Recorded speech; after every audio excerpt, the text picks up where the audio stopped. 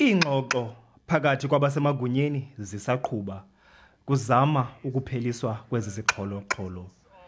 Bekuhamba izithuthi ezimbalwa bambi baxhalabela impilo zabo ngethuba iingxoxo zisaqhubeka. Abagcini bocwangco bebeqhuba uqoqo kwezinye izikhululo bepheleka ezinye iiteksi neebhasi kweminye imizila enobuzaza. Inkulubaphathiswa uAllen Winde uthi uneminqweno yokuba aphindwe kwabini amanani wamagosa ezomkhosi wokhuselo azokuncedisa amapolisa. I have also engaged with the military to say, can we have some more? I'm not asking for thousands, but every extra few help. Oluqhotha-qhothwano luphakathi koCata noKodeta lumalunga nomzila ophakathi kwembekweni neBellville. Ngoku ichaphazela nezinye iintlobo zezithuthi. Iibhasi zakwa-Golden Arrow zithe zathwaxeka. Omnye wabaqhubi wabo wathi wadutyulwa walimala kuhola wendlela u-N2 ngasenyanga.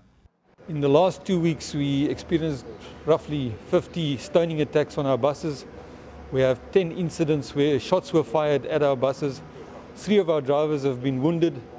Nangona kungenelele umphathiswa wezothutho ufikile Mbalula nomngeneleli wabucala nkqi isisombululo. Ingxoxo zithunyelwe kumxolelanisi arbitrator kuzokuqukunjelwa ngomhla we-28 kule nyanga.